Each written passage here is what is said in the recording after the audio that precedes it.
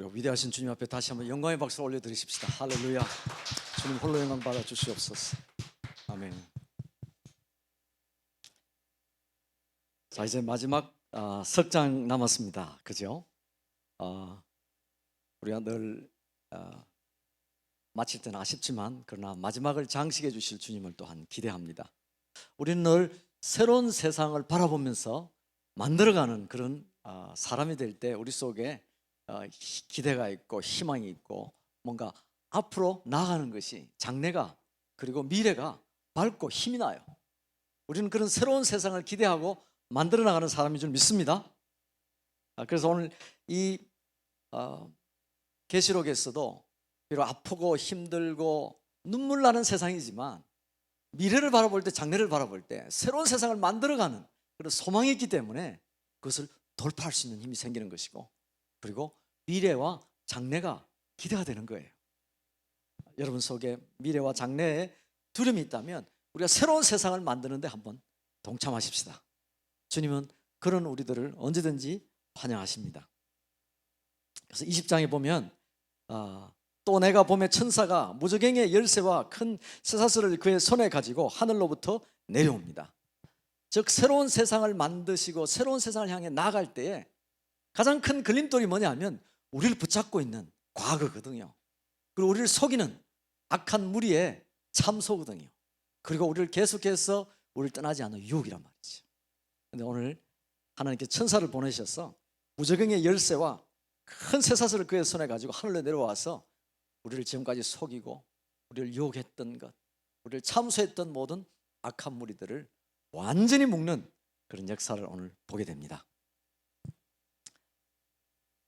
오늘 계시록 20장 말씀인데요, 20장 말씀 오늘 함께 또 전체 그림을 한번 그려보면서 같이 묵상하면서 분석하면 더 은혜가 될 것 같습니다. 24페이지입니다. 소책자 24페이지. 저는 무저갱, 천년, 불못 이렇게 계시록 20장 1절, 7절, 14절 이 말씀의 단어를 이렇게 선택을 해서 전체 한번 요약을 해봤습니다. 같이 한번 읽어보겠습니다. 시작. 천사가 무저갱 열쇠와 큰 쇠사슬을 가지고 용을 잡으니 옛 뱀이요 마귀요 사단이라 결박하여 무저갱에 잠그고 인봉하여 천년이 차도록 만국을 미혹하지 못하게 하다 잠시 놓이리라.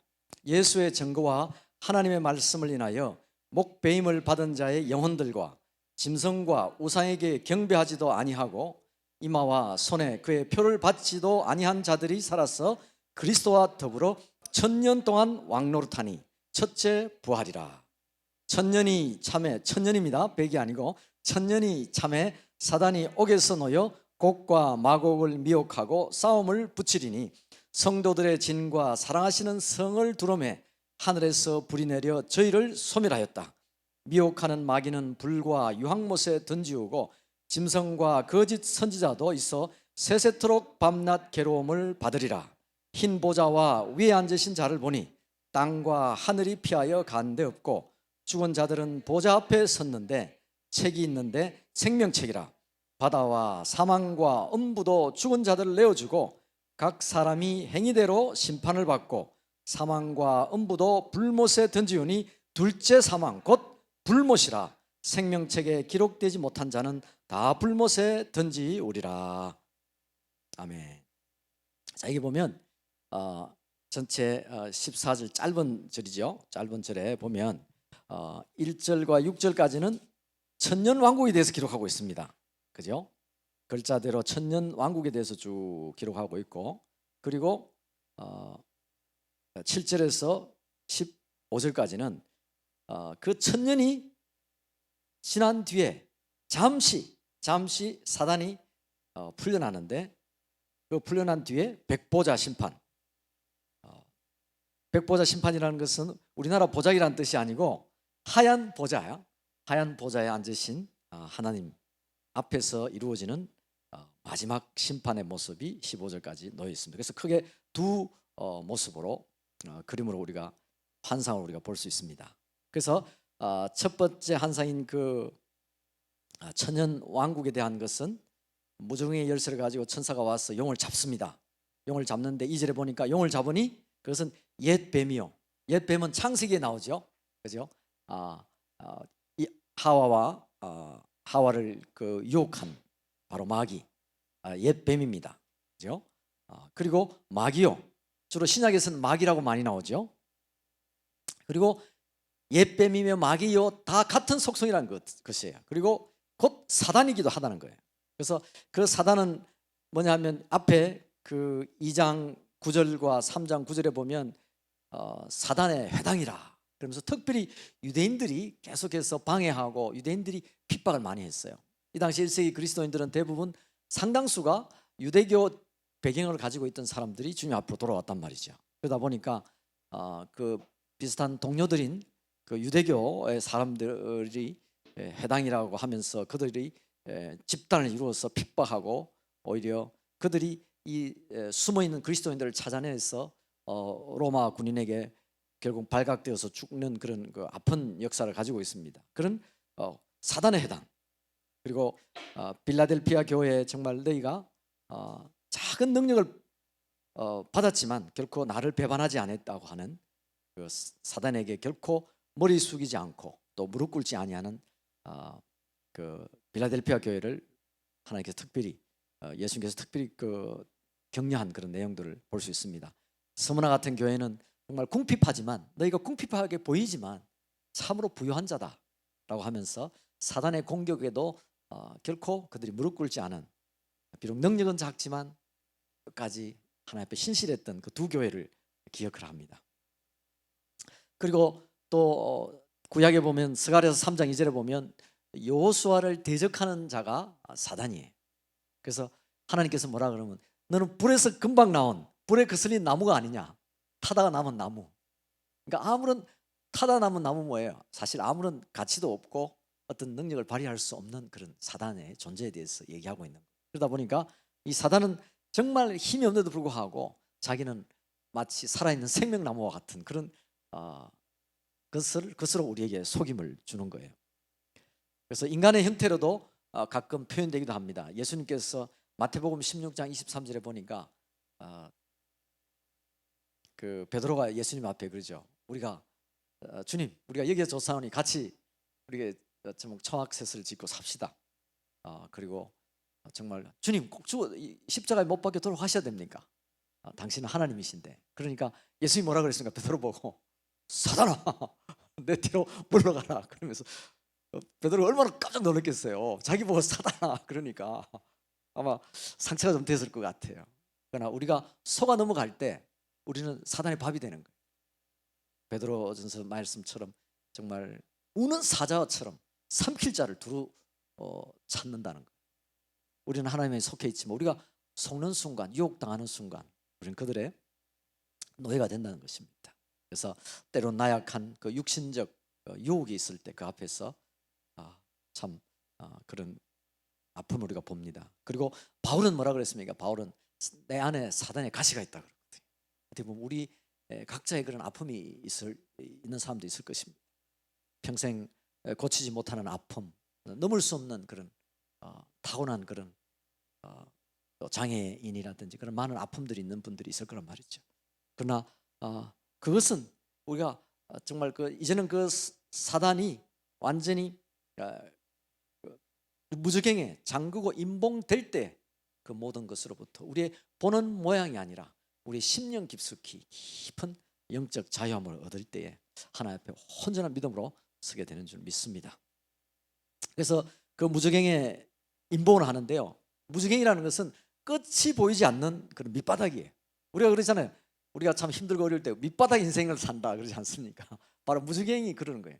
끝이 안 보이는 밑바닥이 바로 그런 무저갱이라는 뜻이에요. 그래서 마치 깊은 바다처럼 안 보이는 거예요.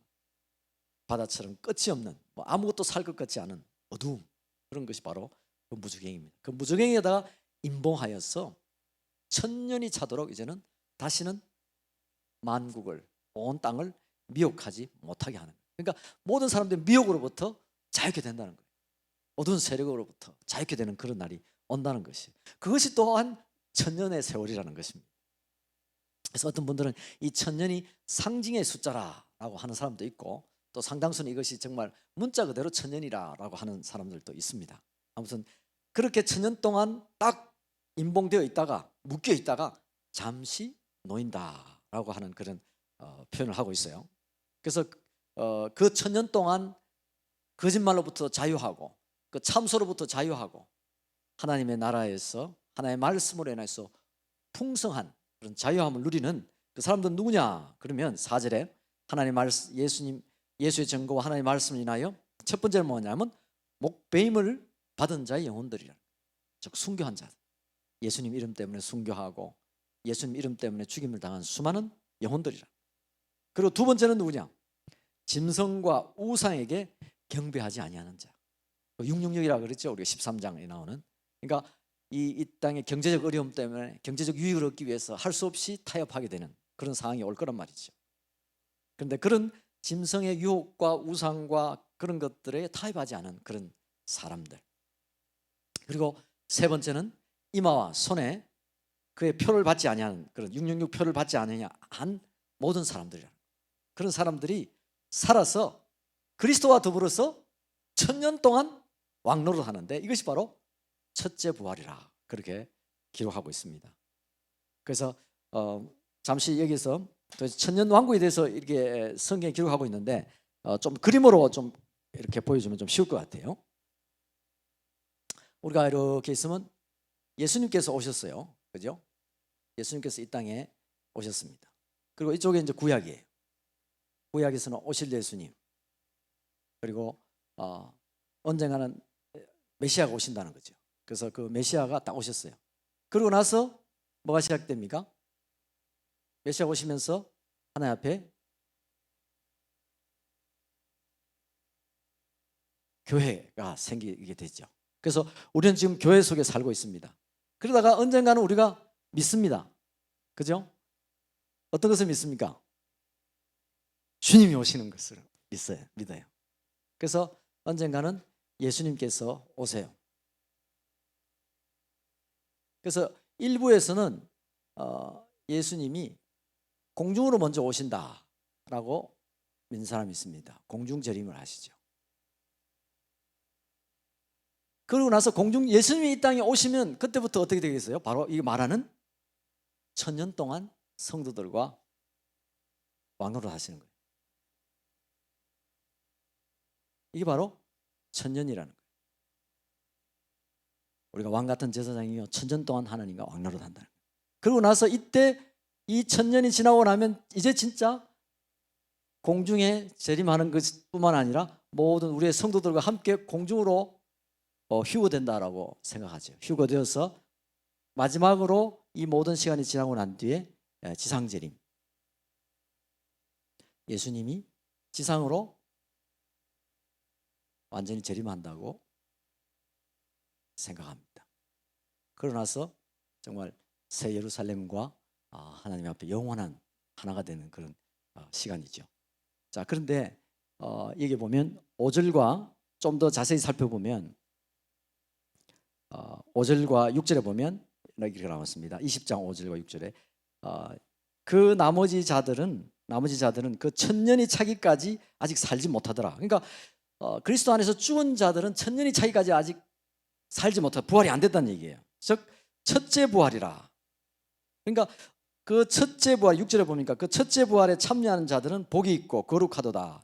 둘째 사망이 그들을 다스리는 근세가 없고 도리어 그들이 하나님과 그리스도의 제사장이 되어 천년 동안 그리스도와 함께 더불어 왕노릇 하리라. 그렇게 얘기하고 있습니다. 즉 말하자면 5절에 보니까 천년이 차기까지 죽은 자들은 아직 부활하지 않아요. 그러니까 이것이 첫째 부활이라는 거예요. 그죠? 첫째 부활 때는 죽은 자들은 아직 부활하지 않아요. 그죠?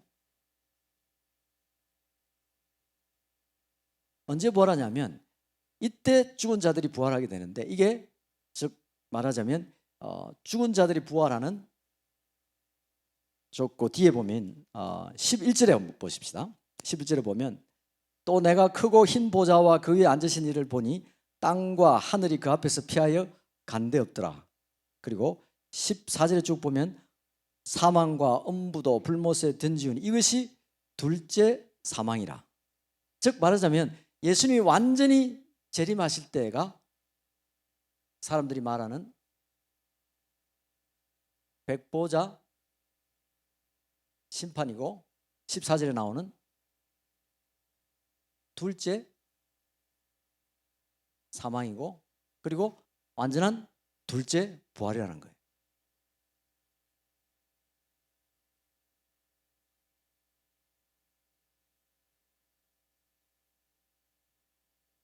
이렇게 15절과 5절과 6절 사이에 그다음에 11절과 14절 사이의 말씀에 의하면 이때가 완전한 둘째 부활이 이루어진다는 것이에요.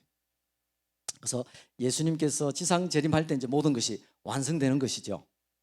자, 그런데 요 뼈대를 중심으로 사람들이 이제 한 세 가지 정도 의견이 있어요.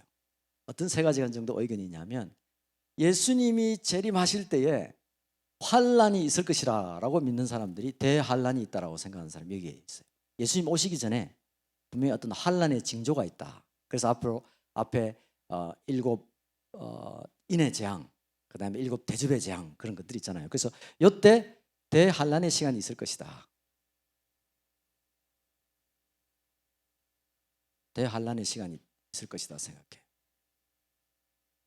그래서 어떤 사람은 이것을 이제 7년으로 보고 있는데 다니엘서의 말씀을 통해서 7년이다라고 이야기하는 사람도 있고 또 여기에 13장에 보면 바다에서 나온 짐승이 13장 5절에 짐승이 과장되고 신성모독을 말하는데 그리고 42달 동안 일할 권세를 받아서 우상 숭배와 수많은 사람들을 죽이는 장면들이 나와요. 그것이 3년 반 정도 됩니다. 거기 13장이고 그 다음에 또 12장에 보면 12장에 보면 여자가 광야로 도망해 거기서 1260일 동안 그를 양육하기 위하여 하나님께서 예비하신 곳에서 도망하면서 그때 엄청난 핍박이 일어납니다. 그래서 3년 반 이렇게 해서 7년이라고 생각하는 사람들이 주장하는 사람들이 있어요. 그래서 이 꼭 대환란이라는 뜻이 성경에 있는 것은 아니에요. 사람들이 추정하기로 그것을 합해서 7년 대환란이라고 이제 생각하는 거죠. 자, 그런데 자, 중요한 것은 뭐냐면 우리가 예수님을 두 번 오셔서 오시는가, 한 번 오시는가에 대한 여러 가지 의견들이 많아요. 왜냐하면 왜 사람들이 공중 재림으로 오신다라고 생각하냐 하면 데살로니가전서 4장 16절에 보면 데살로니가전서 4장 16절에 하나님께서 예수님께서 친히 하늘로부터 강림하셔요. 강림하시면서 호령과 나팔 소리로 강림하세요. 그러면 수많은 자들이 예수님을 이제 환영한단 말이죠. 그때 휴거라는 강림한다는 뜻이 휴거라는 뜻이요. 랩처라 그래가지고 땅에서 들려 올라간다는 뜻이에요. 그러니까 예수님께서 아마 하늘에서 곳곳에 있는 많은 수많은 믿는 자들을 하늘로 모아 올라갈 것이다. 그렇게 생각해서 공중재림이라는 그런 이제 이야기를 하는 거예요. 공중재림이라는 자체는 이제 성경에는 없지만은 성도들이 공중으로 끌려 올라가니까 그래서 예수님을 공중에서 만나볼 것이다라고 생각해서 공중재림이라고 그렇게 말하는 것입니다. 그리고 마태복음 24장 30절에서 31절에 보면 인자의 징조가 하늘에서 먼저 보인다고 그랬어요. 그래서 구름 타고 능력과 큰 영광으로 오는 것을 보리라. 그래서 공중에서 먼저 재림할 것이 아닌가 이렇게 생각을 해요. 그리고 31절에 보면 천사를 먼저 보낸다고 그랬죠. 예수님이 오시기 전에 천사를 먼저 보내리니 택하신 자들을 하늘 이 끝에서 저 끝까지 모으리라. 마태복음 24장 31절 말씀이. 그래서 이것은 뭐냐면 제가 어제 얘기했지만은 혼인잔치 때, 그죠? 이스라엘 고대 혼인잔치는 뭐냐면 정혼과 결혼식이 있다고 그랬잖아요. 정혼하고 난 뒤에 남편은 자기 아버지 집으로 갑니다. 집을 준비하죠. 신혼집을 준비하기 위해서 가는데 그리고 1년이 되기 전에 남편이 밤에 오는데 오기 전에 먼저 누굴 보내냐면 자기 덜러리를 보내요. 왜? 신부가 기다리니까 내가 곧 간다라고 하는 안정감을 확인해주고 그리고 준비시키는 그런 시간들이. 그래서 예수님이 오시기 전에 신랑이신 예수님께서 오시기 전에 먼저 그의 천사들을 먼저 보내신다라고 하는 장면과 우리가 이렇게 비교해 볼 수가 있어요. 자, 그래서 여기서 천년이라는 것을 중심으로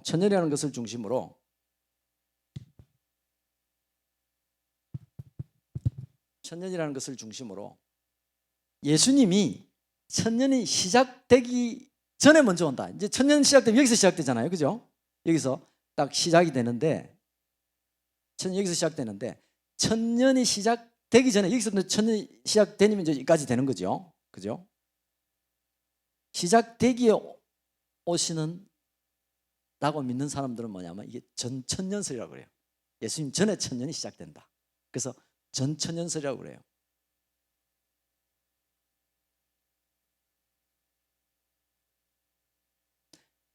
예수님이 이 땅에 재림하기 전에 천년이 시작되기 전에, 천년을 중심으로 천년이 시작되기 전에 예수님이 먼저 오신다라고 생각하는 사람들이 전천년설을 의미해요. 그래서 여기 전천년설에서도 이제 요게 말하자면 이제 역사적 전천년설인데, 그러니까 환란은 예수님이 이 땅에 오시기 전에 이미 일어난다라고 믿는 사람이 역사적 전천년설이라고 생각해요. 그래서 성경학적으로 이제 그렇게 나와 있어요. 그리고 그 다음에 우리가 그리스도 안에서 성도인데 예수님이 오면은, 예수님이 오기 전에 우리 이 땅에 그분의 장막 안에 그물게 되고 그분의 보호를 받게 되는데 우리를 보호해 주시지 않겠냐. 우리가 왕처럼 천년왕국 시작될 때 예수님이 우리를 보호해 주신다, 그렇게 믿는 사람들이 있는데, 바로 환란은 예수님이 이 땅에 재림하고 난 뒤에 환란이 온다고 생각하는 사람들이 있어요. 그래서 무엇보다도 뭐 12보좌, 또 12 지파, 그러니까 유대인들이 제일 먼저 보호를 받는다. 유대인들이 먼저 보호를 받는다. 이래가지고 세대주의적 전천년설이라고 그래요. 이 세대주의 전천년설은 주로 어디서 얘기하냐면 미국의 달라스 신학이 유명한 신학교에서 그것을 많이 주장해요. 그래서 유대인들의 구원받는 시간, 보호받고 구원받는 시간이 예수님이 오셔서 그분의 보호 아래 가운데 먼저 그들이 구원을 받고, 그리고 쭉 천년 동안 믿는 자들이 함께 천년 동안 왕노를 한다, 이제 그렇게 믿는 사람들이에요. 이게 이제 전천년설이에요. 자, 그런데 그러면 이제 주님과 함께 천년 동안 보내고 둘째 부활 때 이제 모든 심판이 끝나고 나서 이제 가는 거예요. 그리고 요게 요 위에까지 전천년설이에요. 근데 또 한편으로 생각하면 또 한 무리들이 뭐 어떻게 생각하냐면, 아니다, 예수님은 이미 우리 가운데 마음으로 임하셨기 때문에 천년은 이미 시작됐다. 어느 시점인가는 고난과 고통과 아픔이 있을지라도 언젠간 이 복음이 전파되어지면 수많은 사람들이 정말 그리스도 안에서 천년 같은 그런 천년 왕국을 이룰 것이다. 어느 시점에선가 천년이 시작될 것이다. 그래서 그때는 공중 재림이라기보다도 공중에서 예수님 먼저 내려오셔서 온 땅을 축복하시고 온 땅을 다스리시는 지상 재림으로 오심으로 예수님은 한 번 오신다. 한 번 오신다. 그렇게 생각하는 사람도 있어요. 그래서 그 사람들은 뭐냐면 후천년설이라고 그래요. 후천년설. 즉 말하자면 뭐냐면 예수님이 천년이 다 지나고 난 뒤에, 천년이 지난 후에 예수님이 오신다. 여기 이제 후천년설이죠. 후천년설은 뭐냐면 이제 예수님이 공중 재림한다는 것을 믿지 않죠. 예수님은 딱 한 번 오신다. 그래서 어느 시점인가는 복음이 편만해지게 전파되어지면서 세상의 모든 사람들은 이 아픔, 이런 고통, 그런 모든 것들이 다 사라지게 되고, 사라지고 나는 그런 천년이 지난 뒤에 예수님이 딱 오셔서 이제부터 영원히 함께 하신다. 여기 이제 후천년설이에요. 전천년설, 후천년설 좀 이해 가시죠? 그리고 여기 또 하나가 있어요. 어떻게 생각하면 이미 주님께서 이 땅에서 함께 오심으로 말미암아 이미 하나님의 나라는 우리 가운데 어떻게 해요? 임하였다라고 믿는 거예요. 그래서 이미 이 교회 시대가 하나님 안에서 장막에 함께 머무시는 곳이기 때문에 이것이 이미 교회 시대가 뭐예요? 교회 시대가 천년 시대다. 교회 시대가 천년 왕국이라는 거예요. 왕국이라는 말은 쓰지 않지만은 천년 동안 하나님과 왕노릇하는 그런 시간이라. 이 교회 시대가. 그래서 이거 쭉 이루어지고 물론 그 앞에 환난과 고통이 아픔이 있지만 예수님 오심으로 모든 것이 재림하심으로 이제 하나님 완전한 성화가 이루어지신다. 그러니까 이미 첫째 부활은 이미 우리가 예수님 믿는 순간 우리의 영이 부활했다라고 믿는 게 이제 무천년설이에요. 천년이 따로 없다.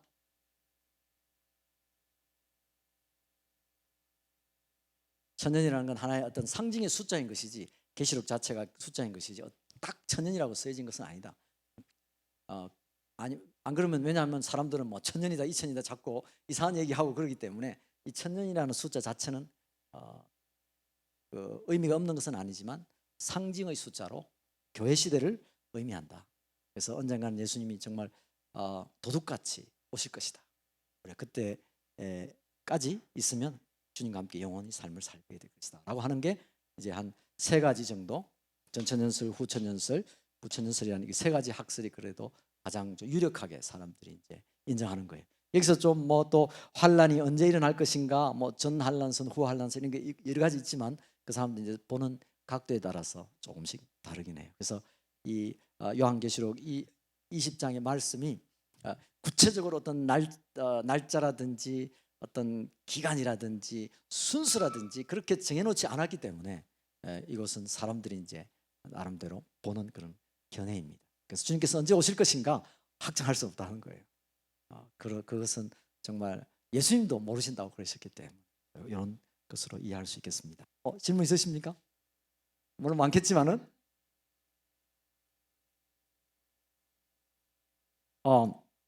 우리가 데살로니가전서 4장 16절에 보면 한번 볼까요?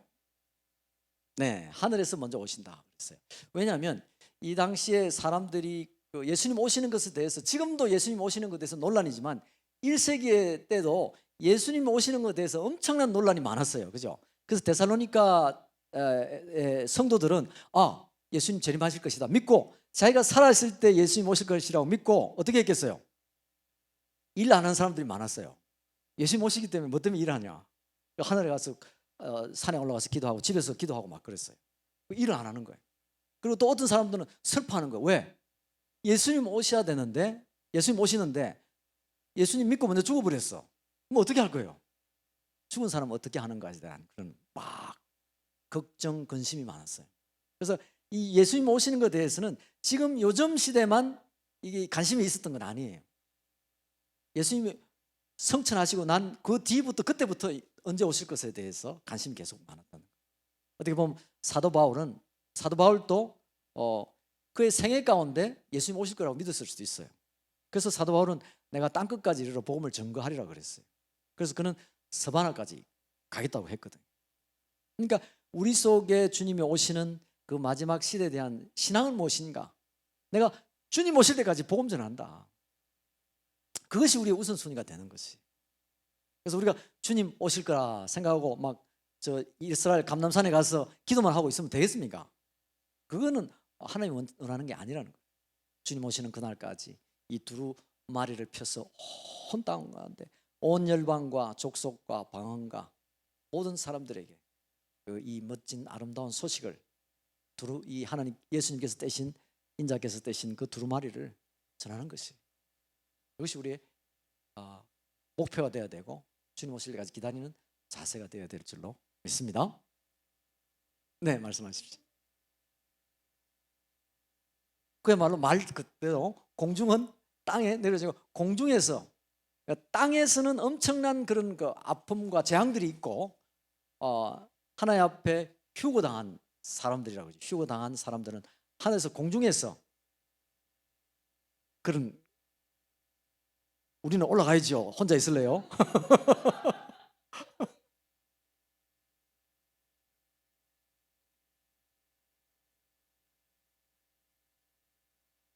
그렇죠. 천년 동안 아마 그렇게 공중 재림으로 하나님과 함께 왕노릇한다라고 생각하는 사람도 있습니다. 그런 셈이죠. 예. 어느 위치에 있었는지는 알지 못하지만 이 땅에서 새 예루살렘으로 지상 그럴 가능성이 있겠죠. 네. 그래서 공중 재림도 이게 1차 재림, 뭐 공중 1차 재림, 공중 2차 재림 다양한 성경이 없는데 얘기하는 게 많아요. 근데 왜냐하면 성경은 그걸 정확하게 이렇게 보여주지 않았기 때문에 사람들이 마음껏 상상하는 것은 자유인 것 같아요. 그래서 우리에게는 하나님께서는 어떤 모양으로 오시는 것은 분명한 것이다. 그래서 오실 때에 우리는 어느 곳에서 주를 맞이할 것인가, 이게 중요하지 않겠어요? 그죠? 내가 정말 주께서 주시는 그 아름다운 복음의 말씀을 전하는 곳에 있다가 주님을 만난다면 나는 가장 행복한, 가장 주님 앞에 담대한 그런 시간이 되지 않겠는가 싶습니다. 그래서 7절에 보니까 그래서 천년이 참에 사단이 옥에서 잠깐 놓여요. 그러니까 차면, 그죠? 천년이 차면 뭐 전천년설이든지 무천년설이든지 후천년설이든지 아무튼 이 천년을 하나님과 함께, 예수님과 함께 그 시간들을 보내고 난 뒤에 잠깐 사단이 놓인다는 거예요. 미미한 영향력을 미친다는 것입니다. 그때 사람들이 옥신각신하겠죠. 즉 말하자면 그런 거짓과 그런 참소 가운데 잠시 노출된다는 거예요. 천년이 딱 차고 나면. 그래서 사단이 놓여서 그때 어떤 전쟁이 일어나냐면 곡과 마곡을 미혹하고 싸움을 일으키는 7절에 보니까 그런 싸움이 일어난다는 거예요. 곡은 무엇이냐면 산이라는 뜻인데 일종의 적그리스도라고 할 수도 있겠죠. 산이라는 것은 항상 높은 곳, 다시 말하자면 교만한 것을 이야기할 수도 있겠죠. 그래서 곡과 마곡이라고요. 마곡은 곡의 복수형으로서 덮다, 산을 덮다, 산을 덮다라고 하는 그런 곳인데 그 곡과 마곡을 하는 집단들이죠. 사람들을 미혹하고 미혹당한 곡과 마곡이 이제 싸움을 하게 되는데 9절에 보니까 성도들의 진과 사랑하시는 성을 두르죠. 즉 사랑하시는 성은 뭐겠습니까? 이 백성들은 어디에 머무르냐면 바로 새 예루살렘에 머문다는 거예요. 그래요. 공중에서 새 예루살렘에 머물게 되는데 새 예루살렘에 사는 그 사람들이 오겠죠. 그죠? 새 예루살렘 어디 있겠습니까? 공중에 있겠죠. 그죠? 어딘가 공중에 있으면 그곳에 와서 이제 싸우는 거예요. 지상에서 싸우는 거예요. 지상에서 싸우면서 마지막에 이제 그 결전의 시간들이 되죠. 20장 10절인데 10절이죠. 10절에 또 그들 미혹하는 마귀가 불과 유황못에 던지리니 거기는 그 짐승과 거짓 선지자도 있어 세세토록 밤낮 괴로움을 받으리라. 뭐 우리가 지역에 가면 그 불로 있지만은 한마디로 말하면 괴로움을 받으려 영원한 후회를 하는 거예요. 돌이킬 수 없는 후회, 다시는 돌아올 수 없는 그런 시간들을 보내게 된다는 것입니다. 그래서 그것에 던져질 때 극심한 고통 가운데 노출될 것이고 그 짐승과 거짓 선지자들을 따르는 모든 사람들, 거짓말들 자체도 그렇게 완전히 땅에서 올라온 짐승 13장 11절에 나오는 말, 13장 1절에 나오는 그 모든 거짓과 참소와 짐승들도 땅에서 완전히 묶인가 될 뿐만 아니라 다시는 놓이지 못하는 그곳으로 떨어진다는 것이. 자, 그때 어떤 일이 일어나나? 11절에 20장 11절에 일이 일어나죠. 내가 크고 흰 보좌와 그 위에 앉으신 이를 보니 땅과 하늘이 그 앞에서 피하여 간데 없더라. 이제 모든 것이 사라지는 거예요. 정말 모든 것이 사라지는 거예요. 끝. 그러니까 뭡니까? 완전 새로운 세상이 되는 거예요. 하나님이 창조한 세상을 보게 되는 것입니다. 그래서 그곳에는 이제 둘째 사망이 12절에 보니까 내가 보니 죽은 자들이 큰 자나 작은 자나 그 보좌 앞에 서 있는 책들이 있는데 펴 있고 또 다른 책이 펴졌으니 생명책이라. 죽은 자들이 자기 행위를 따라서 책에 기록된 대로 심판을 받는 거예요. 그죠?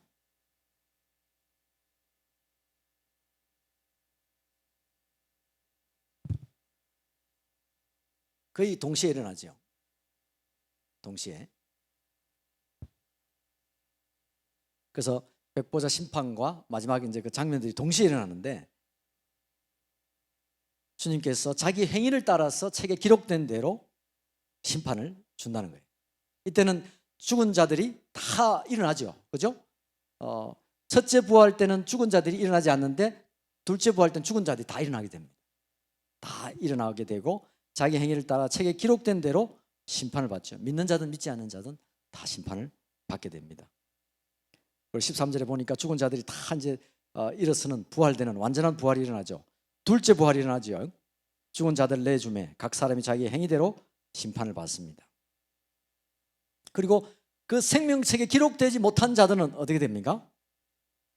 사망과 엄부도 불못에 던지니 이것이 둘째 사망, 곧 불못이라. 이것이 이제 둘째 사망이죠. 마지막 장면이. 그러니까 성경에는 첫째 사망은 나오지 않아요. 둘째 사망만 나온단 말이에요. 왜 그렇게 했어요? 누구나 첫째 사망을 거쳐야 된다는 거예요. 그죠? 우리 육체적으로 언젠가는 이 땅에 있을 때 죽는다는 것입니다. 그죠? 죽음을 거부할 수는 없는 거예요. 그러나 영원한 불못에 떨어지는 둘째 사망은 우리가 뭐예요? 벗어나는 거예요. 그러니까 우리가 육체를 가지고 이 땅에 있는 동안은 죽음을 맛보지만 둘째 사망은 우리를 넘어간다는 것이에요. 그리고 15절에 보면 누구든지 생명책에 기록되지 못한 자는 불못에 던지리라. 불못은 뭐겠습니까? 쓰레기장이죠. 다시는 돌아올 수 없는 쓸모없는, 하나님 앞에 쓸모없다는 것만큼 정말 저주가 없죠. 그 모든 생명책에 기록되지 못한, 정말 생명책이라는 것은 무엇입니까? 하나님 앞에 새로운 창조에 들어갈 사람들의 명단이라는 거예요. 이게 놀랍지 않습니까?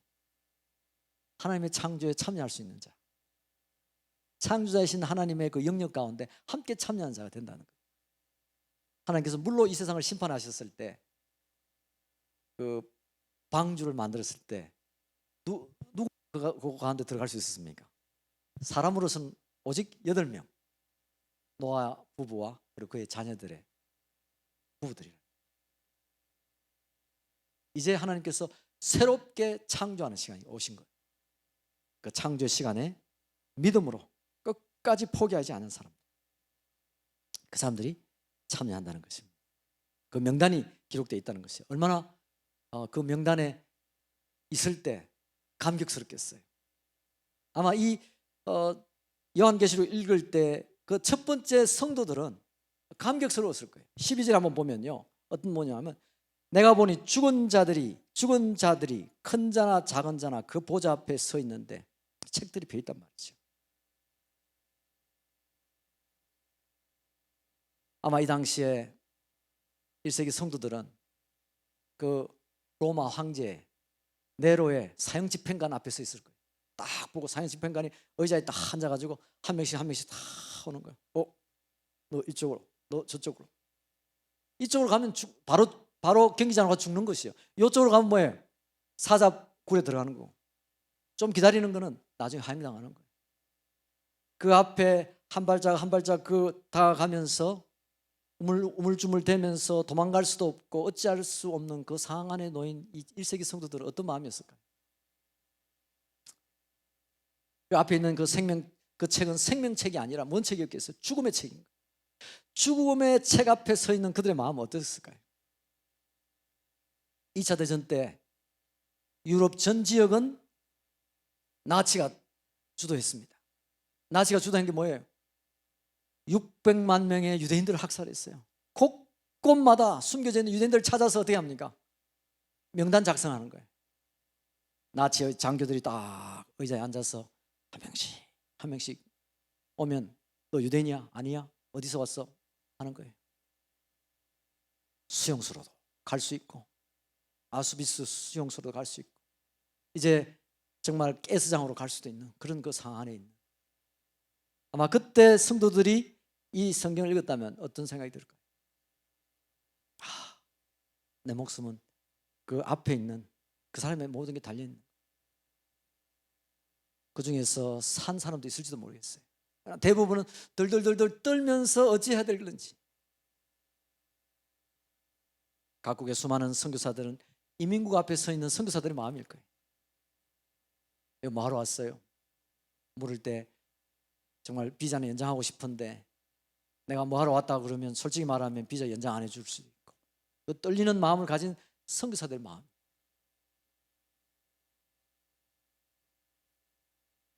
시대마다 핍박과 아픔은 있을 거예요. 중국에도 마찬가지겠지. 북한에도 마찬가지겠지. 북한 보위부들 앞에, 보위부의 책상 앞에 끌려오는 수많은 사람들, 기독교인들도 있을 것이고 아닌 사람도 있을 것이지만 당신 뭐 했어? 모를 때 무슨 말을 해야 될 것인가? 그들 심령은 떨렸을 것입니다.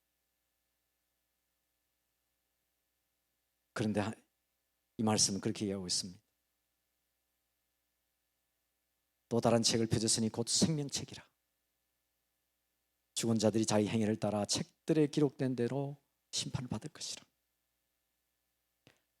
죽음과 아픔의 책이 생명책을 갖고 계실 주님 앞에 우리가 언젠가는 다 선다는 거예요. 지금은 약한 존재요, 연약해요, 죽을 수밖에 없는 그런 상황이지만 언젠간 천년이 글자 그대로일지 상징적일지는 알 수는 없지만 그 천년이 지난 뒤에 언젠간 주님 앞에 설 때 생명책에 내 이름이 기록되어 있다는 거지. 그것이 감동적이지 않습니까?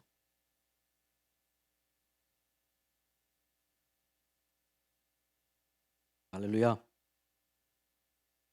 주가 강림하실 때 생명책 기록된 사람들은 지나간 모든 아픔이 기쁨과 찬양으로 바뀌게 될 것입니다. 그렇지 않아도 찬양할 것이지. 자, 이제 하나님께서 준비한 새 예루살렘 21장에 내려옵니다. 계시록 21장에 새 하늘과 새 땅, 새 성 예루살렘이 이제 내려옵니다.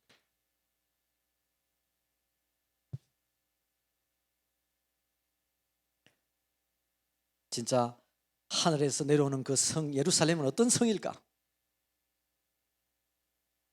성도들에게 환상으로 말씀하고 있습니다. 자, 26절 1절부터 27절까지 한번 같이 요약된 것을 한번 읽어볼까요? 시작. 새 하늘과 새 땅을 보고 새 예루살렘이 하늘에서 내려오는데 신부가 남편을 위하여 단장한 것 같더라. 음성이 나서 저희는 하나님의 백성이 되고 하나님은 친히 저희와 함께 계셔서 모든 눈물을 씻기심에 다시는 사망, 애통하는 것, 곡하는 것, 아픈 것이 다시 있지 아니하리라. 내가 만물을 새롭게 하노라 하시고 알파와 오메가요 처음과 나중이라. 생명수로 목마른 자에게 값없이 주리니 나는 제 하나님이 되고 그는 내 아들이 되리라. 믿지 아니한 자들, 흉악한 자들, 살인자들과 행음자들과 술객들과 우상 숭배자들과 거짓말한 자들은 불과 유황으로 타는 불못에 참여하리니 둘째 사망이라. 일곱 대접의 마지막 일곱 재앙을 담은 천사가 어린 양의 아내를 내게 보이리라 하니 하늘에서 내려오는 거룩한 예루살렘을 보는데 빛이 보석 같고 수정같이 맑더라. 12문에 12천사가 있고 문들 위에 이름은 12지파의 이름이며 동북 남서편의 각 세문 성곽을 청량하는 금갈대로 장강이 12,000스타디온으로 장광고가 같고 길이와 넓이란 뜻이에요. 길이와 넓이가 같고 성곽은 144 규빗이었다. 12문은 12진주니 성전은 없는데 전능하신 이와 어린 양이 성전이심이라. 만국이 빛 가운데로 다니고 땅의 왕들이 자기 영광을 가지고 들어오고 성문들은 닫지 아니하니 밤이 없음이라. 속된 것이나 가정한 일 거짓말하는 자는 결코 들어오지 못하되 어린 양의 생명책에 기록된 자들 뿐이라. 아멘. 자, 여기에 또 크게 두 장면으로 나누면요, 새 예루살렘에 내려오는 그런 모습들을 보면서 그것이 그 모습이 1절부터 쭉 8절까지 있는 성 예루살렘이 내려오면서 어떤 일이 일어날 것인가, 그 속에 담긴 뜻을 이야기하고 있어요. 그리고 9절부터 25절까지는 어린 양의 신부의 모습을 봅니다. 그래서 굉장히 이게 비유적으로 표현해서 예루살렘을 이제 의인화해서 예루살렘인데 그런 모습으로 의인화한 거예요. 자, 보면 21장에 새 예루살렘과 새 땅을 보는 거죠. 다 떠나간 거예요. 처음 하늘과 처음 땅은 없어졌어요. 새로운 창조가 되었다는 것입니다. 새로운 창조가 된 뒤에 2절에 새 예루살렘이 하늘에서 내려옵니다. 어떻게 보면 그 예루살렘은 아버지 집이에요. 신랑이신 예수님께서 준비한 그 장소가 이제 내려오는 거예요. 그것은 아버지 집에는 갈 곳이 많도다. 요한복음 14장에 나온 말씀과 비슷할 것 같아요. 그곳은 어떤 것이냐? 단순히 어떤 장소일 수도 있지만 우리에게 주는 마음은 어떤 것이냐면 제한되지 않는 장소, 누구든지 환영받는 장소, 누구든지 그 안에서 평안을 누릴 수 있는 장소, 가장 안전한 장소라는 것이. 그래서 그 청량은 천사의 청량이라는 거예요. 21장 17절에 보면 뭐라 그랬어요? 사람의 청량 곧 천사의 청량이라. 사람으로는 청량할 수 없는 천사가 청량한 것이라. 그럼에도 불구하고 이제 쭉 청량 여기 얼마 나오긴 합니다만은 그런 그 아름다운 새 예루살렘 내려오는데 마치 신부가 남편을 위하여 단장한 것 같다. 그렇게 아름답게 보일 수가 없다는 거예요. 그죠? 웨딩 드레스처럼 그 성 예루살렘이 웨딩 드레스처럼 보이는지는 모르겠지만 그 하나의 느낌과 아름다운 그런 마음을 표현한 거예요. 그죠? 그렇게 아름답게 단장한 것 같다는 말이죠. 그리고 음성이 납니다. 3절에 음성이 나서 그들에게 주는 메시지가 뭐냐면 저희는 하나님의 백성이 되고 하나님은 친히 저희와 함께 계시도다. 환난과 핍박을 통과하는 성도들에게는 하나님은 어디 계십니까? 내 혼자 있습니까? 내 혼자 이 고통을 당하고 있습니까? 그런 생각이 많았을 거라고. 우리도 시험 당할 때 어떤 생각이 듭니까? 내 혼자 이거 받는 게 아닌가? 뭐 일하다가 힘들 때 어떤 생각이 나요? 내 혼자 이 일하는 게 아닌가? 아무도 나를 알아주지 않는다. 그럴 때 가장 외롭고 힘든 거예요. 아마 이 성도들도 그럴 것 같아요. 그런데 그 음성이 하늘에서 들려오는데, 그 예루살렘에서 음성이 들려오는데 하나님은 저희는 하나님의 백성이 돼요. 그리고 하나님은 친히 너희의 백성이 될 것이라는 것입니다. 레위기 26장 12절에 보면 너희 중에 행하여, 내가 앞으로 너희 중에 행하여 너희가 거룩하게 나의 계명을 지키면 내가 너희 중에 행하였어. 내가 너희 하나님이 되고 너희는 나의 백성이 되리라 라고 하는 그런 환영이라. 그리고 룻기 1장 16절에 보면 룻이 어떻게 합니까? 그의 시어머니 나오미를 따라가는 장면이 있어요. 나오미가 뭐라 그럽니까? 너희 집으로 돌아가라. 그러니까 룻이 뭐라 그래요? 어머니, 내가 당신을 따르겠습니다. 어머니의 백성이 나의 백성이 되고 어머니의 하나님이 나의 하나님이 되실 것입니다. 그러면서 온전히 하나 되고자 하는 그 마음을 이야기를 해요. 바로 이게 하나 되는 장면이에요. 예수님께서 이 땅을 떠나실 때 그렇게 기도하시거든요. 아버지가 내 안에, 내가 아버지 안에 있는 것처럼 저희들도 내 안에, 나도 저들 안에 있는 것을 알게 하여 주시옵소서. 그렇게 중보기도를 합니다. 그래서 한 마음을 품는다는 것이죠. 그죠? 우리 공동체도 그런 것이에요. 아픔을 당하면 한 사람만 죽자 당하는 게 아니라 그 아픔을 당할 때 함께 서 있는 것, 나눈다는 것. 이것은 아픔이 있다 할지라도 통과할 수 있는 힘이 될 수 있는 에너지가 될 수 있다는 것이. 그래서 고통받는 이 성도들에게 하나님이 내가 너와 함께 있다는 것이. 그럴 때에 4절에 보니까 모든 눈물을 씻을 수 있는 것입니다.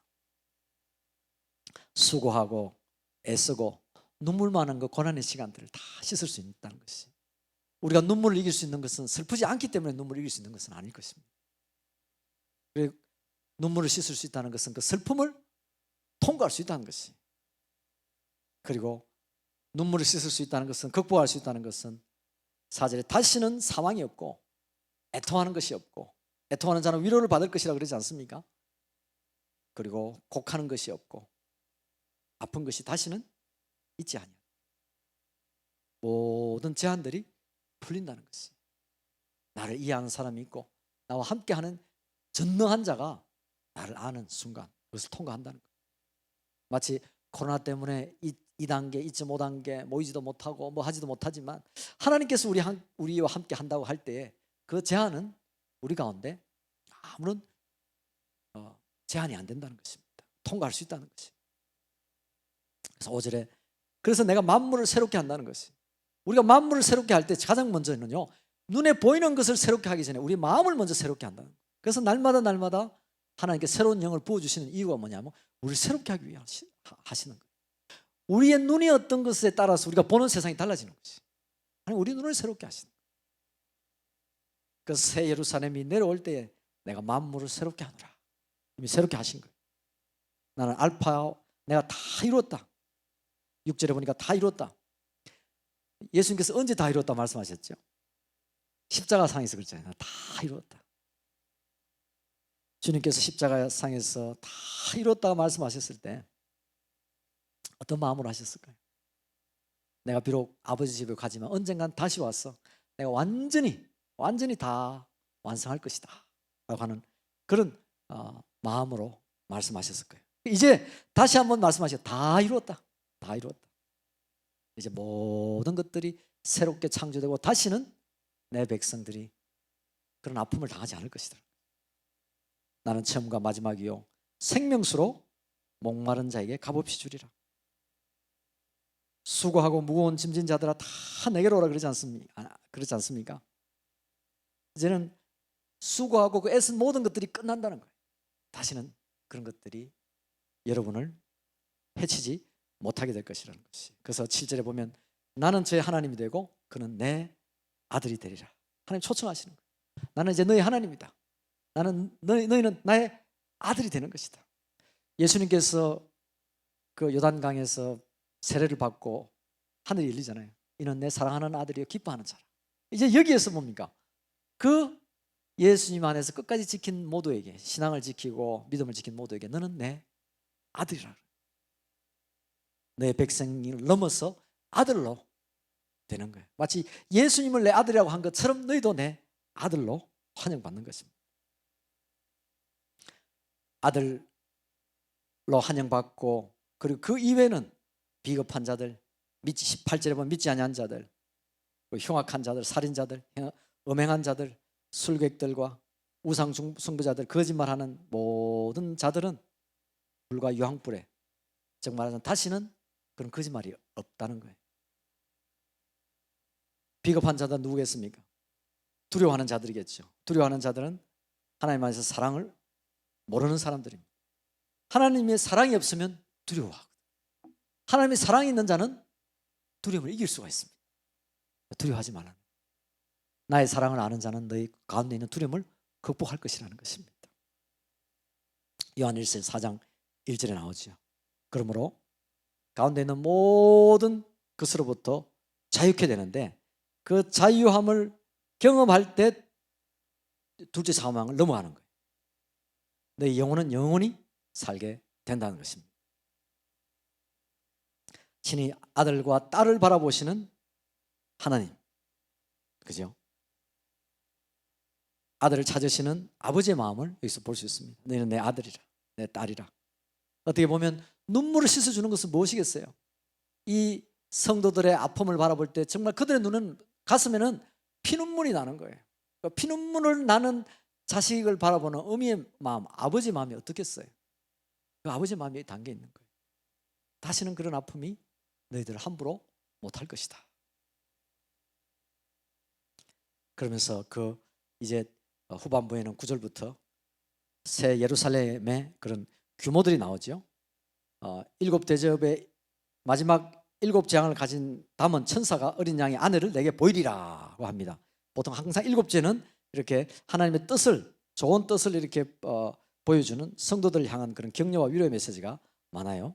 그래서 어린 양의 아내를 내게 보이리라 그럽니다. 이제 그 비밀, 숨겨진 비밀을 완전히 보여주리라 그러는 거예요.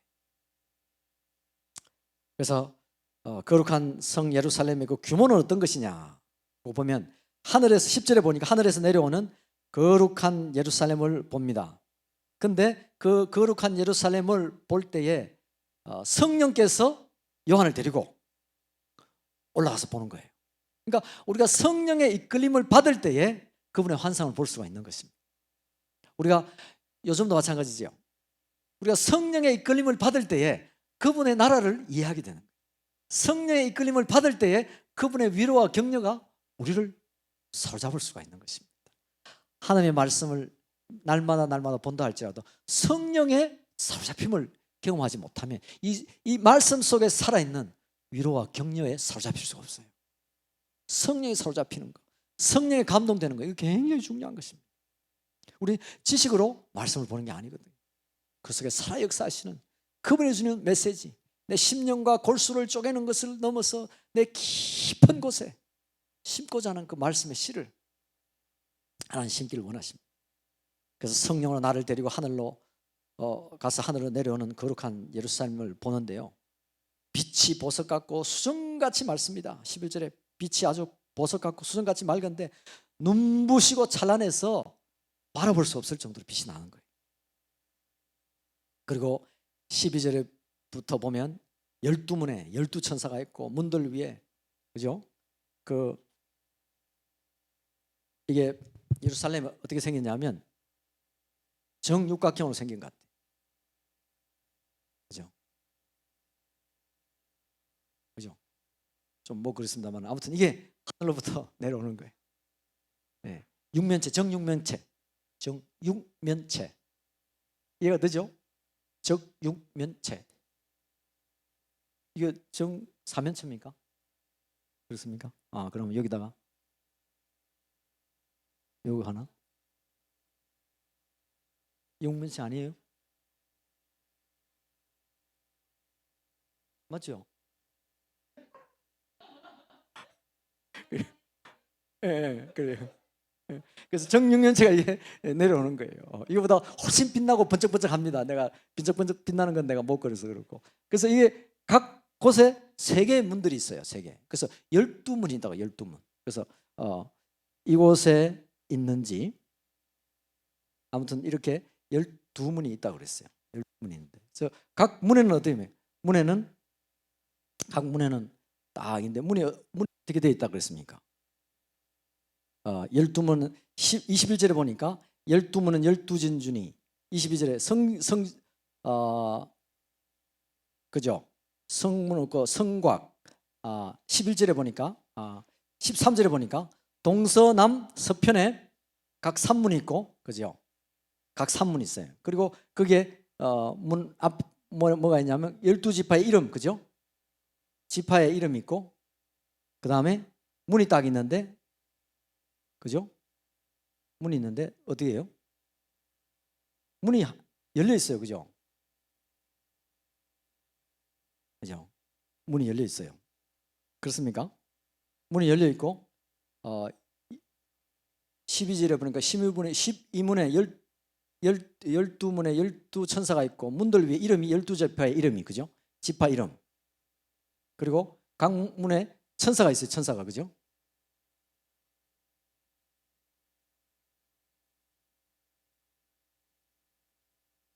모르겠습니다.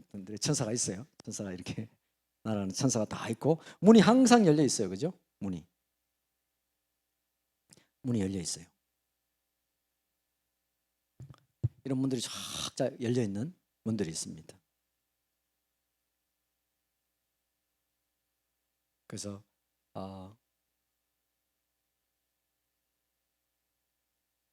17절에 보니까 성곽은 144규빗이라고 그랬어요. 그래서 성의 두께는 65m 정도. 오, 두께가 5m니까 엄청나게 두꺼운 거예요. 그죠? 그리고 보니까 또 장광이 12,000 스타디온이죠. 스타디온으로 요즘 계산하니까 길이가 높이가 약 2,200km 정도 된다고요. 2,200km.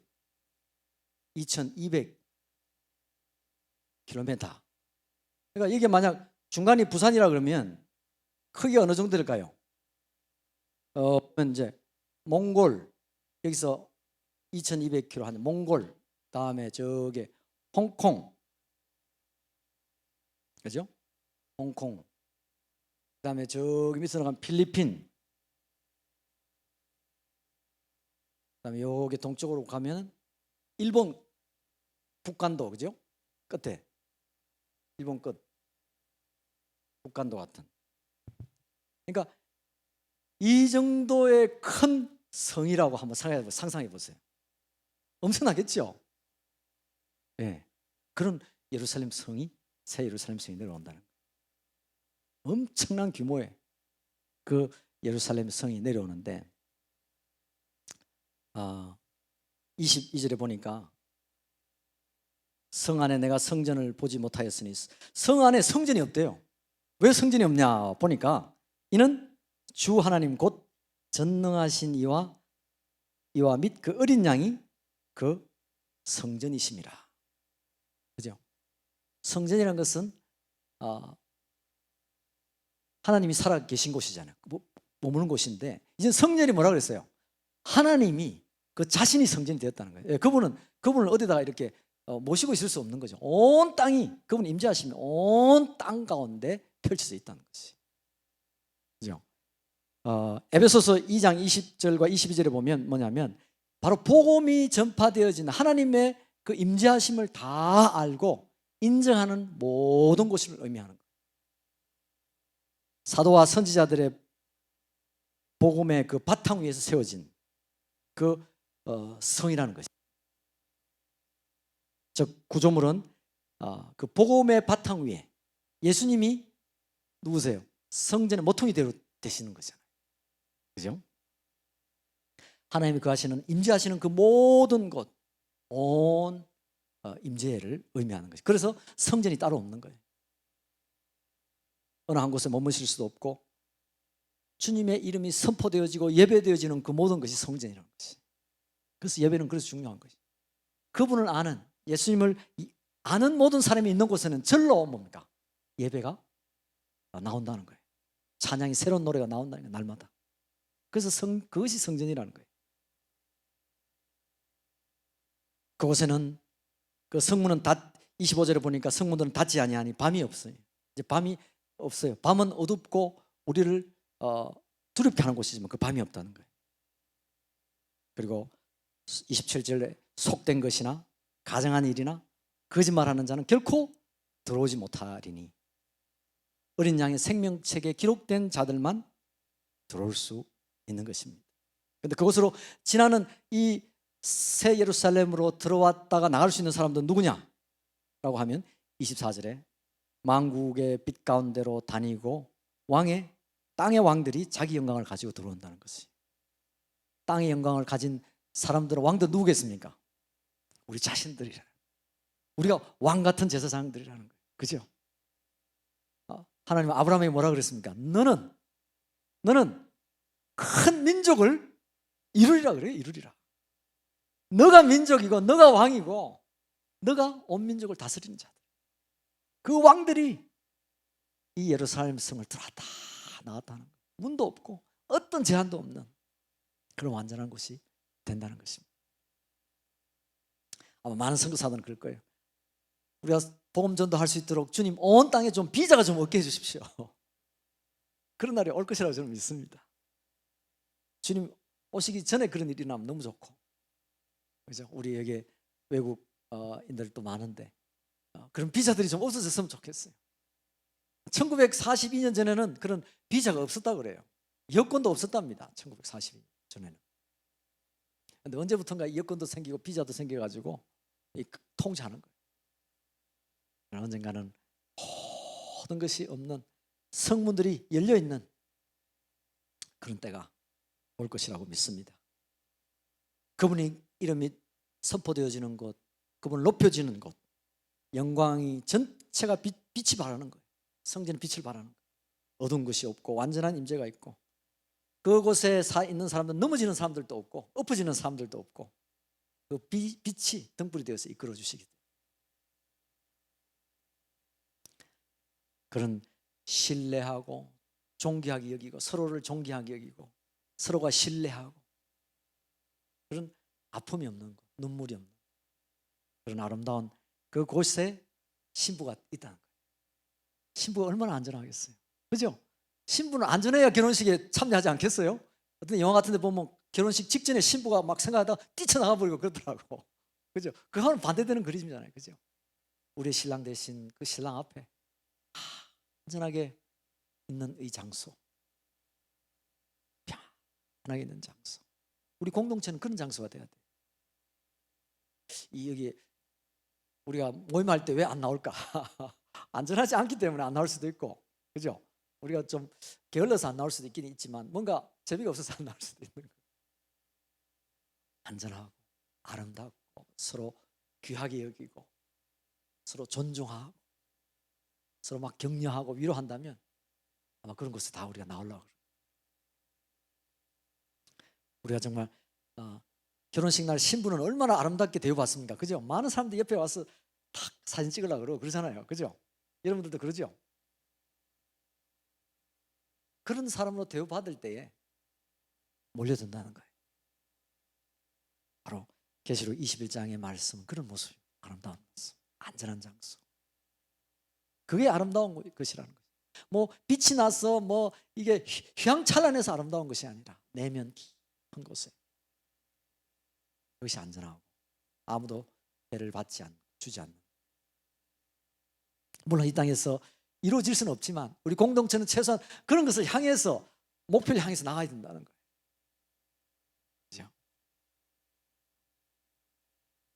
이 말씀을 통해서 우리도 바라보는 이상이 주님이 주시는 그런 이상이 우리의 이상이 되기를 축복합니다. 자, 이제 마지막 장입니다. 22장. 오늘 괜찮겠죠? 네. 자, 12시 전에 마쳐 드릴게요. 자, 22장. 제가 이 열정으로 다 마치고 싶은 마음도 있고 또 하나님 그런 막 에너지를 주시는 것 같아요. 그리고 주님께서 그런 정말 우리를 사랑하시고 우리에 대한 놀라운 마음이 있는데 우리에게 저도 막 에너지가 막 생겨요. 자, 22장입니다. 마지막 장인데 22장은 정말 그 눈물을 다 닦아주고 그래서 정말 이제 정말 치유하고 아팠던 그 상처를 만져주고 가재 덮어서 완전히 회복시키는 그런 완성된 그런 장면의 모습이에요. 22장인데요. 27페이지 같이 한번 요약된 것들 한번 우리가 1절부터 큰 소리로 한번 읽어보겠습니다. 시작. 수정같이 맑은 생명수의 강을 보이니 하나님과 및 어린 양의 보좌로부터 흐르고 강 좌우에 생명나무가 있어 12실가가 달마다 맺히고 잎사귀들은 만국을 소성하기 위해 있더라.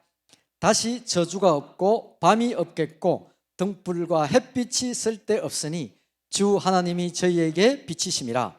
선지자들의 영의 하나님이 종들에게 될 일을 보이시려고 천사를 보내셨고 책의 예언이 말씀을 지키는 자가 복이 있으며 천사 앞에 엎드렸더니 오직 하나님께만 경배하라 하더라. 속히 오리니 상이 있어 일한 대로 갚아주며 나는 알파와 오메가요 처음과 나중이요 시작과 끝이라. 두루마기를 빠는 복된 자들은 생명나무에 나아가며 성에 들어갈 권세를 얻으리라. 예수는 다윗의 뿌리요 자손이니 광명한 새벽별이라.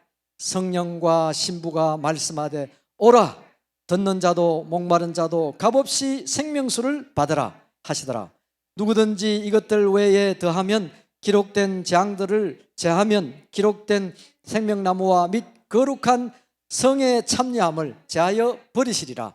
진실로 속히 오리라 하시거늘 주 예수의 은혜가 모든 자들에게 있을지어다. 아멘. 자, 환상적이지 않습니까? 치유의 강이 흐르는 장면들이 보입니다. 그죠? 치유의 강이 흘러서 모든 것을 적시는 장면이 나와요. 모든 강의 곳곳을 적실 때 어떤 역사가 일어나는지를 봅니다. 그리고 그 아름답고 환상적인 시간들을 이룰 것인데 주님께서 말씀하시기를 책의 예언과 말씀을 지키는 자가 복이 있으니 천사 앞에서 기다리는데 내가 오리라. 7절에 내가 보라 내가 속히 오리니 두루마리의 예언의 말씀을 지키는 자는 복이 있으리라 하더라. 속히 오리라 그랬습니다. 이 치유의 생명의 강은 어떤 모습입니까? 회복의 강입니다. 그죠? 그리고 치유하는 강입니다. 그리고 곳곳마다 가서 영향을 미치는 강물이에요. 우리는 우리 자신이 치유받는 이유에 대해서는 잘 알아야 될 것이에요. 하나님은 우리가 치유받음으로 인해서 그 치유함을 가지고 많은 사람들에게 나아가서 함께 그런 역사를 일어나기를 원하십니다. 수정같이 맑은 생명강을 보이니 생명수의 강이 흘러갑니다. 이 강이 흘러가니까 하나님과 및 어린 양의 보좌로부터 흐르는데요. 2절에 보니까 강 좌우에 생명나무가 있어 12실과가 달마다 맺히고 잎사귀 드는 만국을 소성하기 위해 있더라. 참 이 모습을 보니까 마치 그 시편 23장 말씀 같지 않습니까? 여호와는 나의 목자시 내가 부족함이 없으리로다. 그가 나를 푸른 초장에 누이시고 실만한 물가로 인도하시는 그런 장면 모습입니다. 아마 다윗도 자기가 정말 그 혼자 외롭게 양을 키울 때 하나님 바라보면서 자기 자신을 그렇게 이끄시는 목자이신 하나님 바라보면서 그런 시편을 썼을 것 같아요. 오늘 아픔과 절망과 내일 내 자신이 어떻게 될지 알 수 없는 그 적막한 강상 가운데 있는 이 독자들이 읽었을 때 그 아픔을 겪은 성도들이 이 말씀을 보았을 때 그들 가운데 채찍 맞아서 살점이 떨어져 나갔던 그 살점을 그 강물의 생명수의 강이 치유해 주시는 거예요. 그 치유의 강물은 그냥 치유의 어떤 뭐 아까전기 같은 작은 그 약 정도가 아니라 강물이에요. 강물. 그죠? 강물 같은 은혜, 강물 같은 사랑, 강물 같은 그분의 자비함, 풍부함. 온 땅에 나눠주고도 남음이 있는 그 강물 같은 은혜. 그 강물이 어떻게 합니까? 그 강에 다 그 시의 중간에 흐르는 중간에 담대함, 두려움 없이 담대하게 유유히 흐르는 그 강물. 누구든지 그곳에 뜰 수 있는 것. 그리고 그 강물이 가는 곳에 모든 치유를 해주는 그런 모습을 볼 수 있습니다. 다시는 저주가 없고 3절이죠. 다시는 저주가 없고 다시는 저주가 없고 5절에 밤도 없고 등불과 햇빛이 쓸 데가 없는 거예요. 그 자체가 빛이요. 그 자체가 등불이요. 어둠이 이제 없기 때문에 주 하나님이 저희에게 빛이십니다. 주 하나님이 빛이 되어서 비추시는 거예요. 하나님이 빛이시요 우리는 빛을 바라는 자가 되는 것입니다. 6절에 선지자들의 영이 하나님이 종들에게 될 일을 보이시려고 천사를 보내셨죠. 결혼식의 들러리로 신부를 데리러 보내는 수호 천사들입니다. 그래서 그 치유와 회복과 놀란 역사가 일어나는 모습입니다. 오늘 우리 가운데서 그런 치유와 회복의 역사가 있게 되기를 축복합니다. 어떤 아픔이 있다 할지라도 그분 안에서 치유하면 완전한 치유가 될 것입니다. 일부가 치유가 되는 것이 아니라 완전한 치유가 일어나게 될 것입니다. 그리고 이제 7절부터는 내가 속히 오리라. 속히 오는데 왜 속히 올 것인가에 대해서 말씀하시는데, 책의 예언의 말씀을 지키는 자는 특별히 복이 있기 때문에 그래요. 그 복을 주러 오시는 거예요. 복 있는 자, 그죠? 1장 3절에 복이 있다고 그랬습니다. 이 말씀을 지키는 자. 복 있는 자는 어떤 자이겠습니까? 마치 시편 1편 말씀 같지 않아요? 복 있는 사람은 악인의 꾀를 쫓지 아니한다 그랬죠. 그리고 오만한 자의 자리에 앉지 않는다고 그랬습니다. 복 있는 사람은 기쁨이 넘칩니다. 그리고 행복해요. 왜? 흔들리지 않기 때문에. 웬만한 주변의 상황이 흔들리지 않아요. 상황이 어떻게 조금 잘못돼도 그 가운데 흔들리지 않는 사람들, 그럴 때 기쁨을 유지할 수가 있거든요. 오만한 자의 자리에 앉지 않는다는 것은 쉽게 유혹당하지 않는다는 거예요. 우리가 왜 유혹당하겠습니까? 뭔가 조금 유익이 있을 거라 생각하기 때문에 쉽게 유혹당하는 거예요. 그리고 뭔가 내가 좀 나아질 것 같은 어떤 가능성이 있을 것 같아서 유혹당하는 거예요. 우리가 어리석은 이유는 간단해요. 좀 더 나은 것이지 않을 것에 대한 것이. 그러나 주님 안에 있는 복된 자는 흔들리지 않는 거예요. 그런 작은 유혹이 흔들리지 않습니다. 시편 1편에 보니까 복 있는 사람은 어떤 사람이냐면 열매를 맺는 사람이라고 했어요. 성령의 열매를 맺죠. 그 성령의 열매는 정말 말씀의 열매인데 어떤 것에 다른 것의 열매가 아니에요. 사역의 열매도 있을 수 있지만 그것을 의미하는 것이 아닙니다. 말씀의 열매. 말씀은 칼 같아요. 우리의 잘라버려야 될 거 잘라버려. 옛날 과거 아픔 잘라버려야 돼. 자꾸 나를 땡기는 거 잘라버려야 돼. 내 육신의 성품 중에 자꾸 나를 습관으로서 나를 괴롭게 하는 거 잘라버려야 돼. 하나님의 말씀을 잘라버려야 돼. 그리고 말씀도 불 같잖아요. 금은 정말 7번 연단하여 하는 정금이 된다고 그랬는데 우리가 연단이 필요합니다. 우리 어려움 당한다 그러면 하나님 나를 정말 말씀으로 연단시켜주는 시간이군요 생각한다면 연단을 통과하게 될 줄로 믿습니다. 우리 지연 선교사님도 그런 시간을 많이 통과했을 줄로 믿습니다. 그죠? 그리고 말씀은 방망이 같아서 우리의 단단하고 이게 막 고집스러운 걸 깨버리는 거예요. 깨버려요. 그죠? 우리의 날마다 시간이 되고 주님 앞에 있으면 더 부드러워져야 되는데 때로는 더 딱딱해지는 경우도 있어요.